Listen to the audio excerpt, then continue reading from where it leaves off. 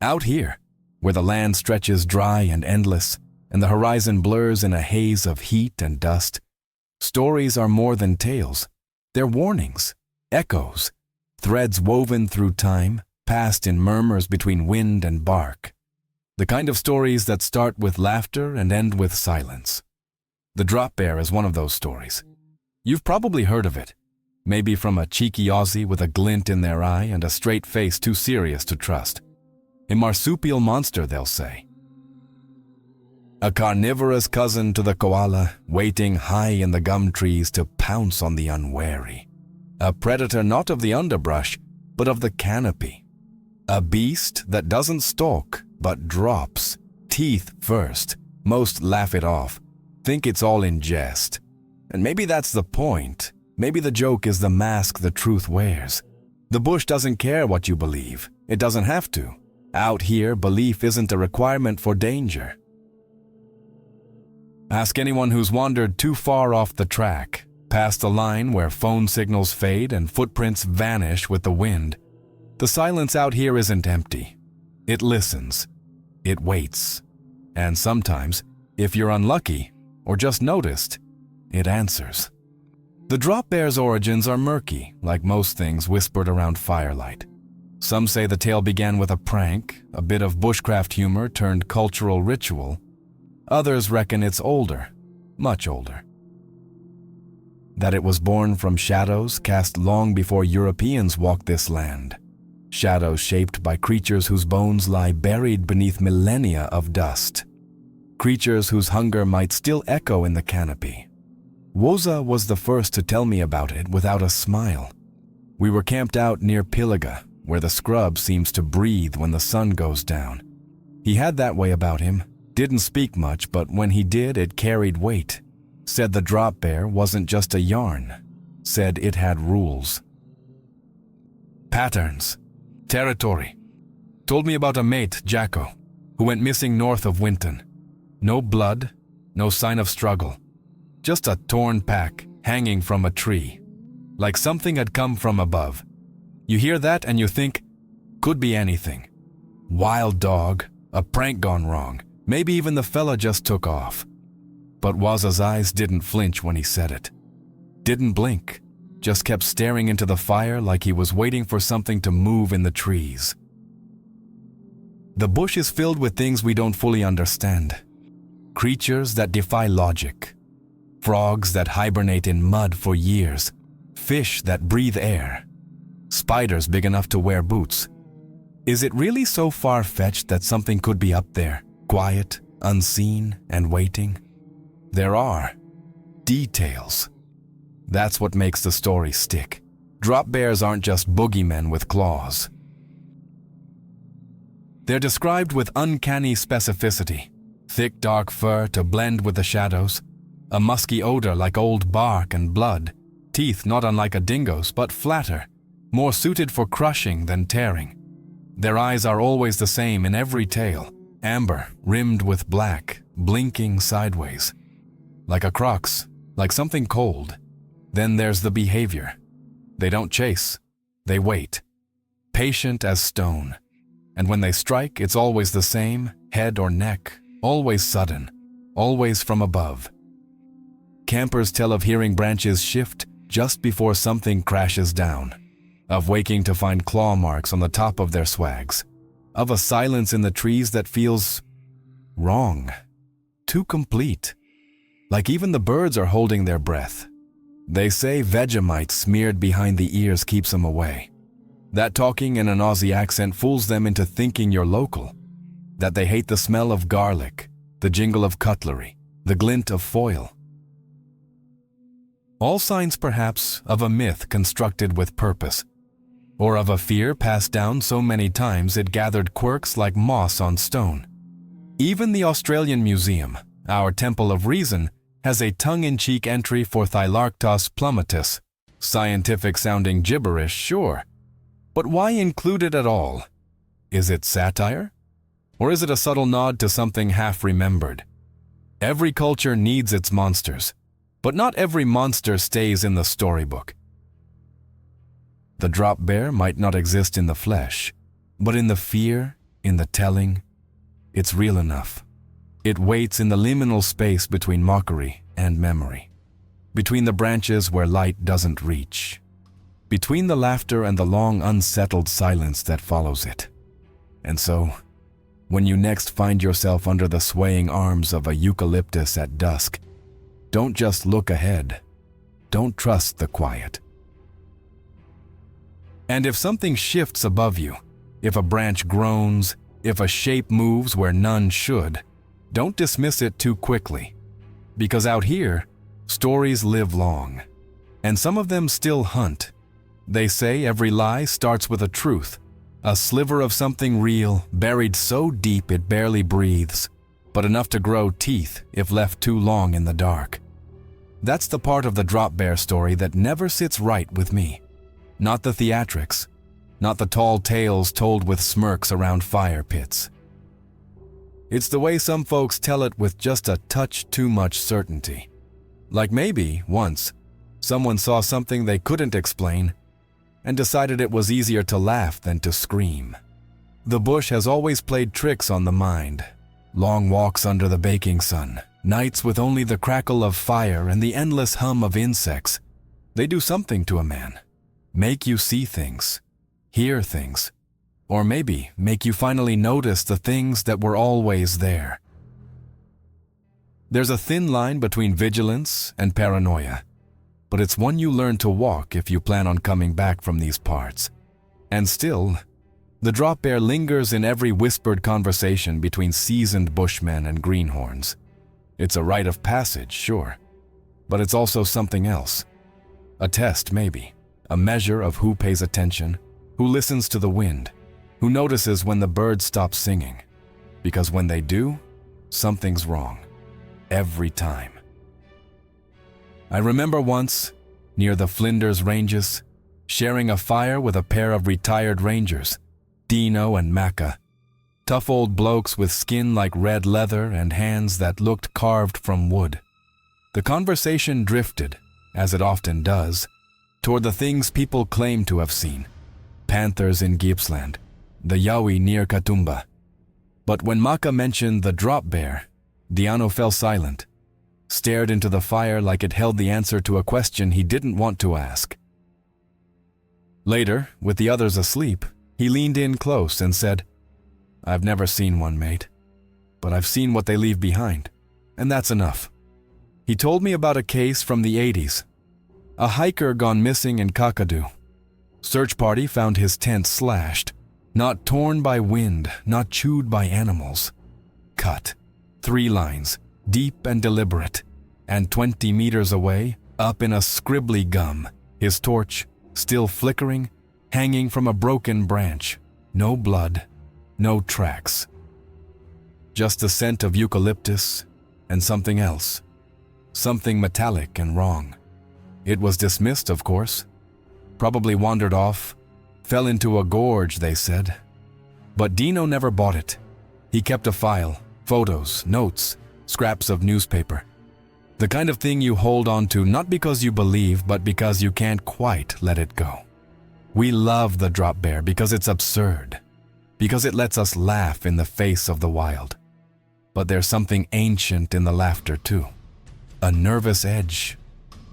A recognition that once we weren't the top of the food chain. That maybe in the deep parts of this land, we still aren't. And that brings us to the old bones, Thylacoleo carnifex, the marsupial lion, a creature that actually lived tens of thousands of years ago. Powerful jaws, retractable claws, a body built for ambush. Fossils show it could climb, could leap. It was real, and it was terrifying. Some say the drop bear is just its echo. A cultural memory passed down in dreamtime and myth, warped by time and fear. Aboriginal stories speak of tree spirits, of beasts that leap from above, of eyes in the canopy. Maybe the white fellas turned those whispers into jokes, into tourism pranks and museum gags. But maybe they didn't make it up from nothing. You ever walk through bushland and feel like you're being watched? Not just the regular uneasy feeling of solitude. I'm talking about the hair on your neck, skin-tightening kind. That's not imagination, that's instinct. Something older than reason, something we've forgotten how to listen to. The drop bear taps into that. The fear of the unseen, the fear of being prey. It's a fear that doesn't leave you when the story ends. It lingers in the branches, in the rustle just out of sight. In the question that no one wants to ask out loud, what if? What if we laughed to cover the scream? If there's one thing the bush teaches you, it's this. Never dismiss a story just because it starts with a laugh. Humor out here is armor, a tool to survive the isolation, the danger, the relentless indifference of the land. But sometimes, the joke covers a scar, a wound too strange, too raw to name. That's what the drop bear is, in a way. A scar the country wears with a grin, but deep underneath, it aches. You get to thinking about it more when you're alone out there. Days without another soul, just the whisper of leaves, the dry scrape of wind against bark, the distant cry of a crow. That's when the questions creep in. Not about whether drop bears are real, not exactly, but about what made the story necessary. What fear, what encounter, what flash of something terrible in the night gave it shape? Some reckon it's all a product of the unique terror the bush inspires. Unlike jungle or desert, the outback doesn't attack. It waits, watches. It kills with heat, thirst, silence, and it offers no explanation when someone disappears. Just a hollow wind and the knowledge that you'll never really know. That's the space where legends live. You hear things. Stories pass down through stations and towns like folklore, but tinged with something older. The tale of a boundary rider found high in a tree, his horse wandering below, bridle torn. Or the couple who vanished on a bushwalk, their last GPS ping showing them in dense eucalyptus forest, surrounded by nothing but vertical trunks and sky. The search teams found nothing, except shredded cloth caught in a branch 8 feet up. Sure, you could explain it. Maybe wild dogs, a fall, a prank. But the pattern doesn't fit. Not cleanly, not completely. And when the land itself seems to seal its lips, you start listening to the stories, even the absurd ones. Because sometimes stories tell the truth sideways. Back in the 90s, a group of uni students from Sydney decided to camp out near the Bunya Mountains, part of a project to document urban legends. They set up night vision cameras, baited areas with meat, and filmed for 3 nights. Most of the footage was uneventful: possums, a fox, a lone dingo. But on the second night, one of the cameras, angled upwards, caught a shadow. A shape dropped fast from a branch into the undergrowth. The camera shook, the image warped, but just before the feed cut, a pair of eyes flashed in the infrared. Not reflectors, not glass. Eyes, low to the ground, predatory. The footage vanished before it could be widely shared. Officially, they said it was a bird, a glitch, something mundane. But one of the students, Emma, posted on an old forum before she disappeared from online entirely. Said the footage was wrong. Said she couldn't sleep with trees near her window anymore. Said she felt watched. Is that proof? Of course not, but it adds to the shape. The feeling. The idea that maybe, just maybe, there's something we keep laughing about because the alternative is too much. That's the heart of it, isn't it? The dual nature of the drop bear. A creature both joke and warning. Camouflage and confession. It's the punchline that ends in silence, the laugh that doesn't quite reach the eyes. And it's so deeply Australian, because here, we've learned to make mates with the dark, to put a beer in the hand of the bogeyman, to turn the horror into heritage. It's how we cope, how we connect. But every now and then someone takes the story too seriously. Starts reading between the lines, starts noticing how many of those who laughed the hardest. Also glance up, just to be sure.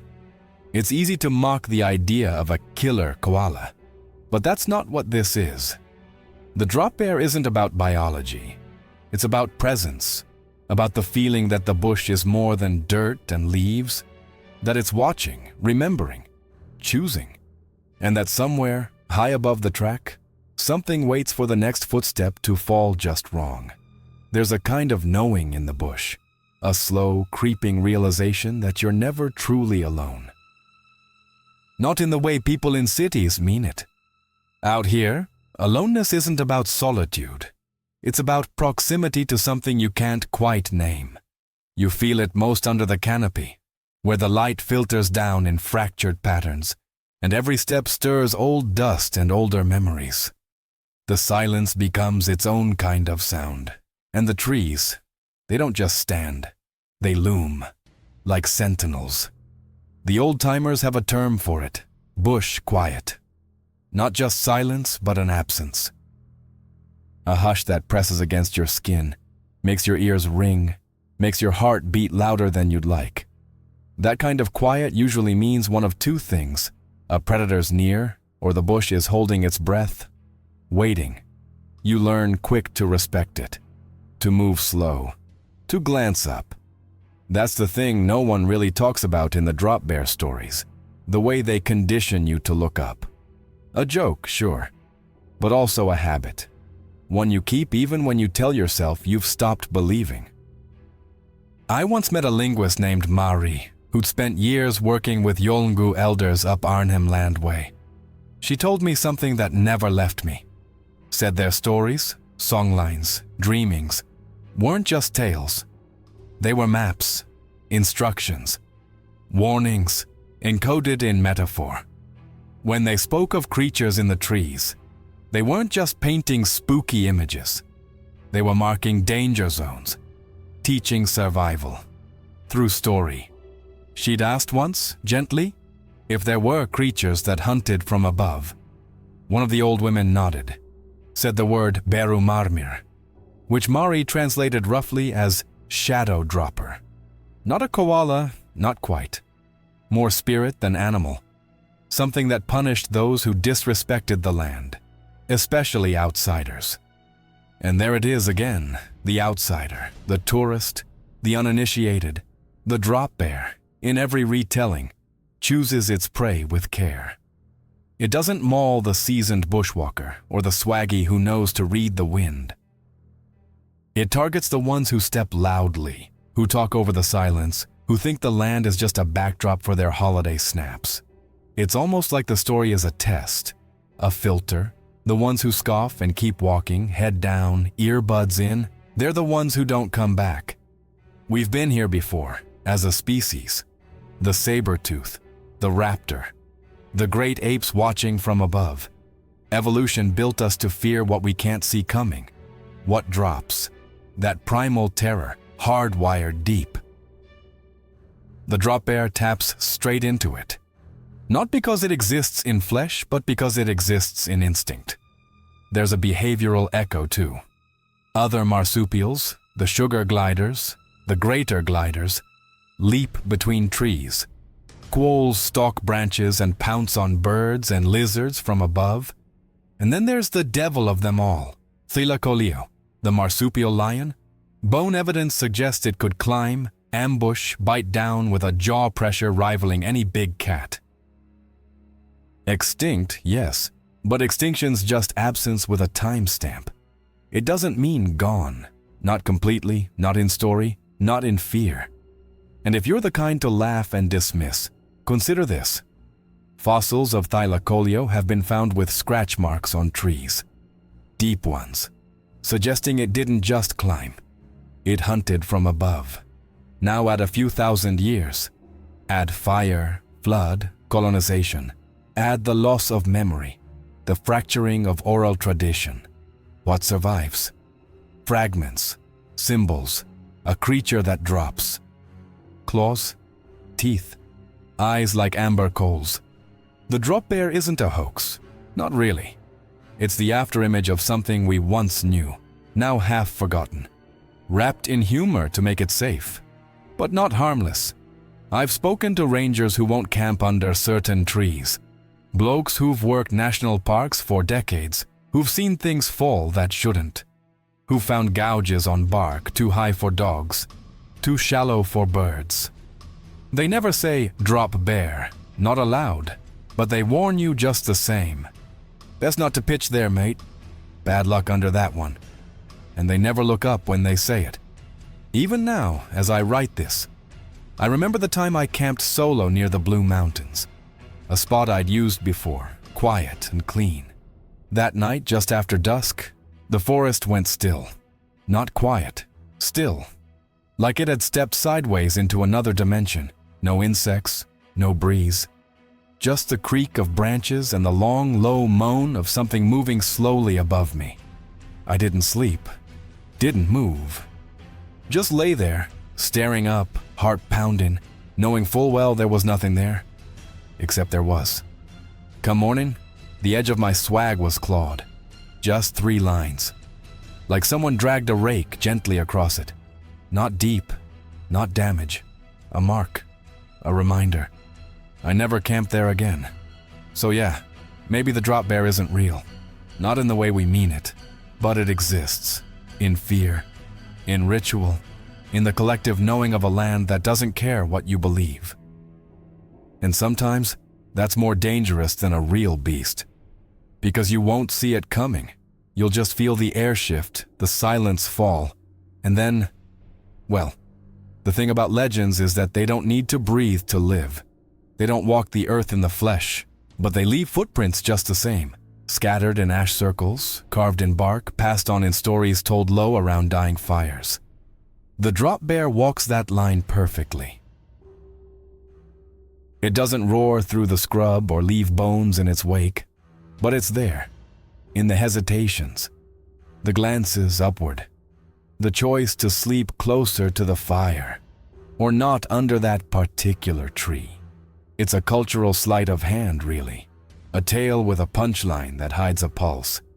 You get the laugh, sure, but it leaves you watching the canopy a little longer than usual.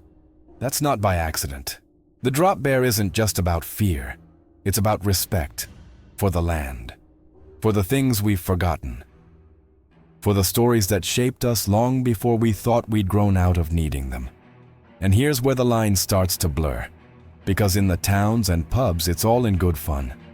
Tour guides with fake blood on their shirts, locals handing out Vegemite to protect tourists, museum placards written with a wink. But step outside the grid, past the bitumen, into the red and gold belly of the Outback, and the tone changes. You hear fewer jokes, see fewer grins. You ask the right kind of people, those who've spent years walking the land, not just passing through. And you notice something unspoken. They don't say it's real, but they don't say it isn't either. There was a bloke I met in Coober Pedy years ago. Spent his life digging holes and finding opals. Rough, hard-edged, looked like he was carved out of the stone itself. He didn't tell me a story, not directly. Just said this, "You ever seen something fall where nothing should be falling from?" I asked if he meant a branch, a rock. He just smiled, shook his head and said, "No, mate. I mean something that wanted to fall." I let it go, but I didn't forget. And there's always the footage. Shaky cam, low light stuff. Uploaded, deleted, reposted. Proof that usually just ends in pixels and gasps. But there's one clip I saw, years back, maybe a minute long. Dashcam footage from a ute driving through dense bush at dusk. Drivers humming, radio crackling. Then, something thuds onto the bonnet. Fast, heavy. Too big to be a bird, too quick for a row. A blur of fur and a guttural growl that the mic barely catches before the windscreen cracks and the thing vanishes off the side. Just gone. The clip vanished 2 days later. Account scrubbed. Debunked as a prank. But I remember the sound. It didn't sound like a joke. And still, the tale continues. Because the drop bear isn't confined to one corner of the country. It pops up everywhere, like a shared hallucination. Bunya pines in Queensland, Karri forests in WA, the blue haze of eucalyptus in Victoria. Each place with its own twist, its own tale, and always, always, that same core. A predator above, waiting, watching, which begs the question, why the tree? It's more than convenience, more than camouflage, it's symbolic. Trees, in nearly every culture, are thresholds. Connections between sky and earth, life and death. They hold spirits, secrets. In Aboriginal lore, many trees are considered sacred, home to ancestors, watchers, guardians. What better place for something ancient to dwell? And what better way to test a newcomer's respect than to make them look up? You see, the drop bear isn't just a prank, it's a gatekeeper. A reminder that this land, this wide, red, echoing land, owes you nothing. It doesn't need your belief. It needs your caution, your reverence. It needs you to remember that you are small, soft, and utterly out of your depth out here. And if you forget that, if you laugh too loud, walk too bold, sleep too carelessly, it might just remind you, with a rustle, a snap, a drop. By now, you're starting to see it, aren't you? That the drop bear isn't just a creature, it's a shape in the psyche, a silhouette stitched into the Australian soul. It drapes itself in mockery, sure, but its shadow is longer than the joke, and deeper. There's something ancient in the way people lower their voices when they speak of it after dark, like they know the bush listens, and maybe, just maybe, it remembers. I spent a night once with a group of young park rangers near the Snowies, fresh out of training, all keen edges and high spirits. They were sharing drop bear tales like ghost stories, each trying to top the last. One of them, a wiry lad named Finn with freckles like red dust, got real quiet when it was his turn. Said nothing funny, no clever setup. Just told us about a time he'd been doing solo fire watch duty during the dry season. He'd parked his ute near a stand of old gums, miles from the nearest track. Sat on the bonnet with a billy, scanning the horizon. All quiet. Then, a thunk on the roof. Heavy. Not wind, not a branch.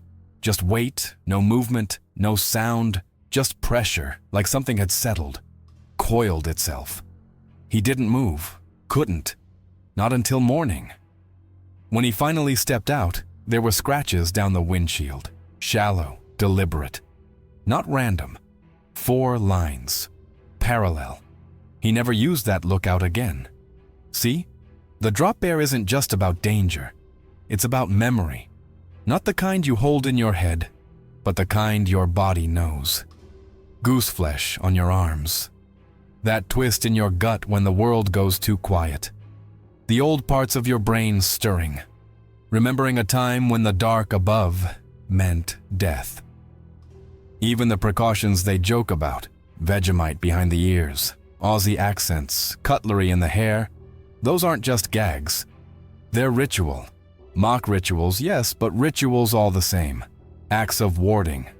A way to engage with the fear without naming it directly. Like tossing salt over your shoulder, like whistling past a graveyard.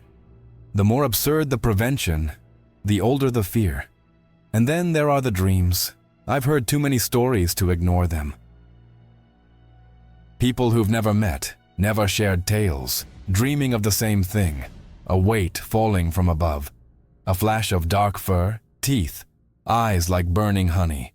Waking with the memory of breath on their face, with claw marks on the outside of their tents.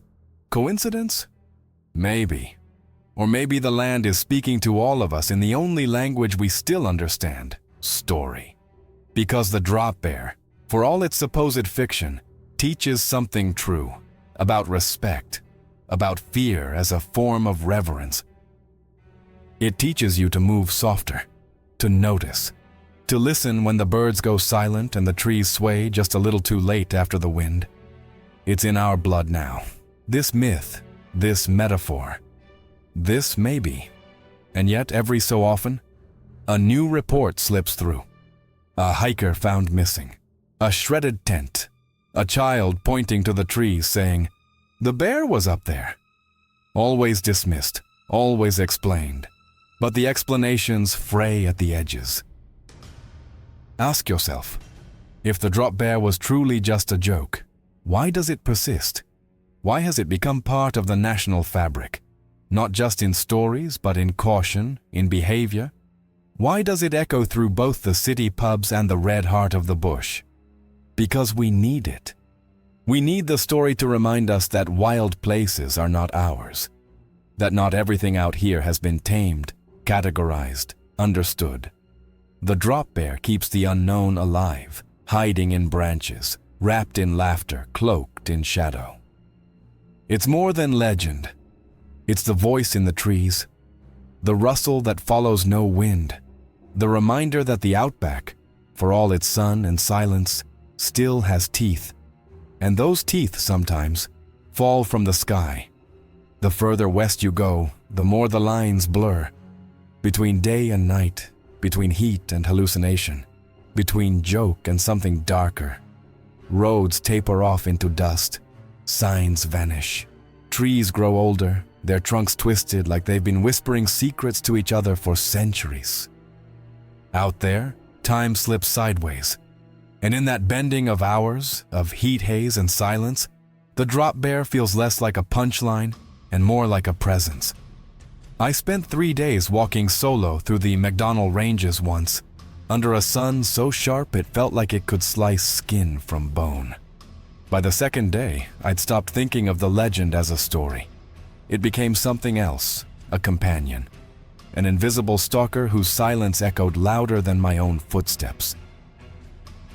I caught myself glancing up more than forward, not for birds, not for shade, but for that shadow, just one, that didn't sway when the others did.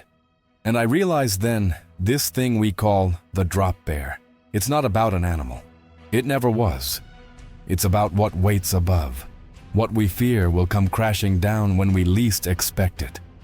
Gravity with intent, predation as poetry. The bush, reclaiming what wandered too deep without reverence. It explains the ritual so many bushmen follow without calling it superstition. Don't sleep under the same tree 2 nights in a row. Don't whistle after sunset. Don't turn your back on a still canopy. They won't tell you why, just that it's bad luck.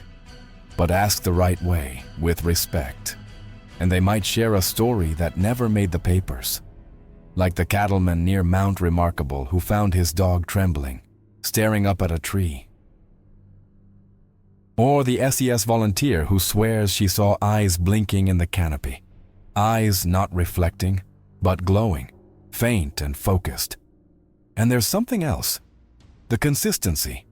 Across states, across decades, the descriptions hold. Bigger than a koala, bulkier. Muscles visible beneath matted fur. Claws like twisted gum branches. Teeth not sharp like a dingo's, but flat, thick for crushing. Always the drop. Always the impact. Always the moment where silence ends with a thud. Folklorists call this convergence. Different tellings aligning across cultures and regions. But out here, it feels more like truth being stubborn, refusing to be laughed away. You find echoes in Aboriginal lore too. Not of drop bears by name, but of tree spirits. Hunters who live in the upper branches, punishers, protectors of sacred land. Spirits that watch from above and enforce balance when it's broken. The stories aren't shared lightly. But when they are, the parallels are impossible to ignore. And in recent years, the story's grown teeth of its own. Pop culture loves the drop bear, cartoons, video games, ads that blur parody with unease. But the more it's joked about, the more it embeds itself. Because even in satire, the shape holds. The idea lingers. There's a term in psychology, cognitive dissonance, holding 2 contradictory beliefs at once. That's what the drop bear is. A joke and a threat, a myth and a memory. The mind laughs, but the body shivers. It's why you'll never find a park ranger, a proper one, who'll camp beneath a tree with fresh scratch marks. They'll laugh if you ask. Say it's superstition, but they'll move their swag just the same. Because this land, this wide, wounded, whispering land, holds its stories close. And some of them wear masks. Masks of fur and folklore. Masks we made to soften the blow. But when the wind is wrong and the night too still, those masks slip. And what's left isn't funny. Somewhere beyond where the paved roads end and the desert begins to fold into itself, there's a place the maps don't name. The tracks out there grow faint, as if the land itself is tired of being followed. Locals call it Dead Man's Hollow, though there's no grave, no history book entry. Just a feeling that something happened there. Something that doesn't want to be retold. It was out near that hollow that I met Clem, an old hermit who lived in a rusted caravan tilted permanently to one side. He was more rum than man by the time I found him. Skin like parchment, eyes yellow from the years. But his voice held steady when he spoke about the trees, said they weren't just watching, they were waiting. He didn't laugh when I mentioned drop bears. Just stared at me, long and hard, then said, "You think we made that up to scare tourists?" He leaned in, lowering his voice like the gum trees might overhear. "It ain't the name that matters. It's the truth underneath. Things fall out of trees that shouldn't be up there." Clem's story was like so many others I'd heard, but heavier, weighted with the kind of detail that doesn't come from campfire imagination. He talked about his brother, Les, missing since 1984. Said they were hiking together, cutting through a pocket of scrub where the air was thick and wrong. No birds, no insects, just that bush quiet we've all come to recognize too late. Les walked ahead, disappeared behind a bend. Clem ran after him. 12 seconds behind, he said. But there was nothing. No Les, no sound. Just a disturbed patch of dirt and, hanging from the branch overhead, Les's hat, impaled on a splintered limb like it had been dropped with force. The authorities called it a disappearance. Clem called it something else. Never said the name, just pointed up. You hear enough of these, and the pattern becomes a map of shadows. The drop bear doesn't need proof. It survives in the gap between logic and lore. In the stretch of seconds when you hear something fall and tell yourself it was just a branch, until you see the branch still swaying above. But the thing is, the land doesn't care if you believe. It's not about belief, it's about presence. And the drop bear, as ridiculous as it sounds, marks that presence. Like a cairn in the scrub, like a cross by the side of the highway, because the bush is full of echoes. Footsteps you don't remember taking. Shapes you think you see just before dusk turns to night. And if those echoes take shape, who's to say what form they wear? The drop bear might be part koala, part nightmare, but it's also pure archetype, the ambusher, the punisher. The ancient predator that strikes from where you least expect.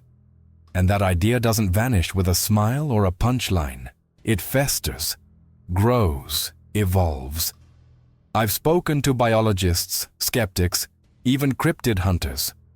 Most scoff. A few confess, with a twitch in their voice, that they've felt something out there.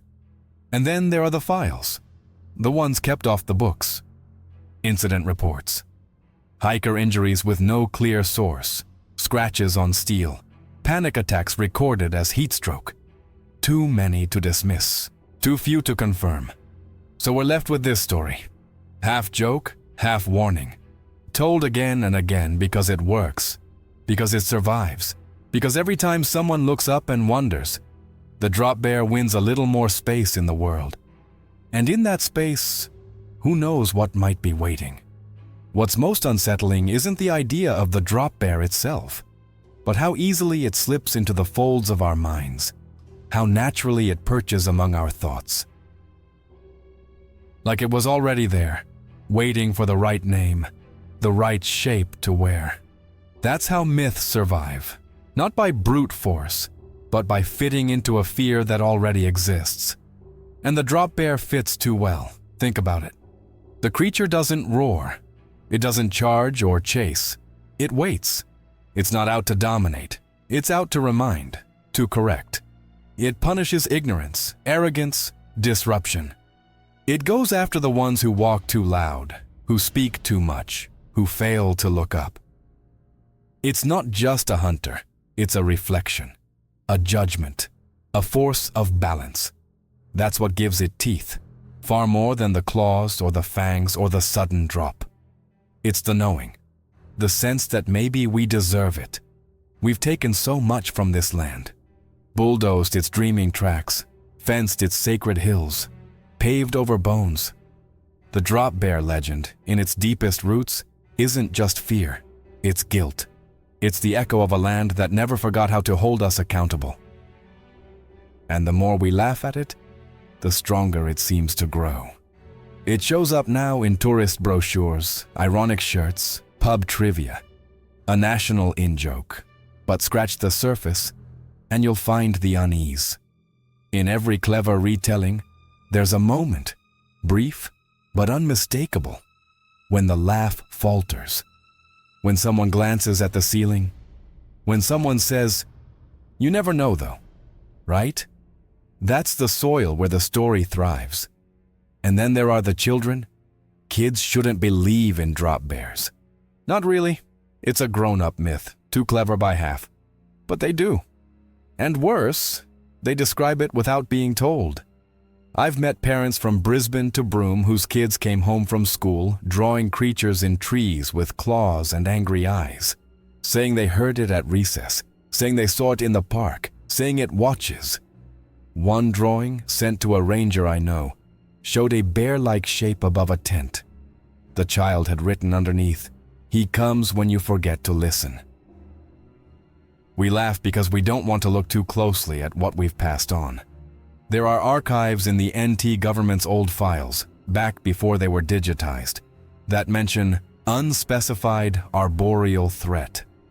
I only saw copies, photocopies of photocopies, grainy and half-redacted. But the pattern's there, reports of sudden impacts, lacerations, missing persons found with evidence suggesting a fall, or something more, all brushed off. But always with a footnote, further investigation unnecessary. Because that's how the drop bear survives, in omission, in the shrug, in the spaces where certainty fails and story steps in. I remember the last time I truly feared it. Not in theory, not in storytelling mode, but real, bone-deep fear. I was crossing a patch of forest near Lake St. Clair. Old growth, high canopy, mist moving like breath between trunks. No reception, no sound. Then, a crack, sharp, above me. I froze. Every instinct screamed, but not to run, not to look around, to look up. And there it was. Not a beast, not fur or fang, just shadow, movement, something large shifting in the branches, something that didn't belong. I backed away slow, heartbeat in my throat, not taking my eyes off that shifting silhouette until the mist swallowed it whole. Maybe it was a roo, maybe it was a possum, maybe it was my mind playing games. But I moved my camp that night, slept in a clearing, no trees overhead. And in the morning, I found 3 claw marks on my pack. No cuts, just indents. Deep enough to notice, shallow enough to question, like a calling card. You tell yourself you imagined it, that it's all just story, but the body remembers. And mine, like so many others, remembers to look up now. So next time you walk the bush and you hear a rustle, don't look behind you. Look above. Because if the drop bear is real, you won't hear it coming. You'll only hear the branch creak. And then nothing. There's a saying out here, passed between bushmen and old rangers, shared in half-whispers over beers gone warm. If it drops, don't run, don't scream. Just let the land decide. No one admits where it came from. No one wants to. But it sticks to you, that line. like burrs on your socks, like red dust in your teeth. Because in the end, the drop bear isn't a creature at all. It's a threshold. It's what happens when you cross the line from tame to wild, from visitor to trespasser. It's the moment the land sees you, judges you, and responds.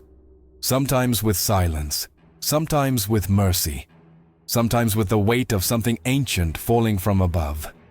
You think you understand Australia? You think you've seen her? Through tinted windows, on filtered screens, in stories where the danger always feels distant. Then you come out here, you walk her spine, you feel her breath in the windless heat. You stand under her trees and feel how heavy the sky really is. And sometimes, if you've listened well, if you've walked softly, you'll reach the edge of her silence. You'll step into a clearing that wasn't there a minute ago. The air will shift. The birds won't sing. You'll hear the crack of a branch above, and you'll stop. Not because you're afraid, but because something in you remembers that once, long ago, we weren't the ones who named the dark. And what waits above doesn't care for names. I never wanted to believe. Not really. I told the stories because they mattered. Because they scared the right people. But belief, that's something else. That's surrender. And I held out year after year, story after story, laugh after laugh, until the night I stopped laughing. It was north of Wilpena Pound. No tracks. Just a whisper of path and a weather warning I ignored. I set up camp early, under a massive ghost gum whose limbs clawed the sky like they'd forgotten how to reach for light. The wind died. The flies vanished. And the dusk came too fast, like the land was skipping something. I lay still, eyes open, every instinct pressing down like a weight on my chest. And then, just before midnight, it dropped. Not on me, not that time, but 20 meters off where the shadows were thicker. I didn't see it, just the aftermath. A flash of movement, a crack, and a sound I'll never forget. The wet, low thump of something hitting earth and staying there. I didn't move until dawn. When I finally stood, I found drag marks. Deep. Like someone had clawed through the earth, trying not to be taken. At the end of the trail there was a tree, tall, silent, and hanging from one of its limbs like a sick joke was a strip of fabric, blue nylon torn at both ends, and above it, 5 marks in the bark, deep, clean, fresh. I left the bush that day. I don't camp anymore, not under trees, not out there. I still tell the stories, but not to scare, not to laugh. I tell them because I owe something. Because every now and then someone needs to be warned. Someone needs to look up. Because maybe, just maybe, the drop bear isn't hunting you. Not yet. Maybe it's waiting, weighing, watching. Maybe the only thing that's kept it a story this long is that we keep telling it. So tell it. Whisper it at the campfire. Pass it on in jokes and riddles. Pretend it's nothing. But never ever forget to look up.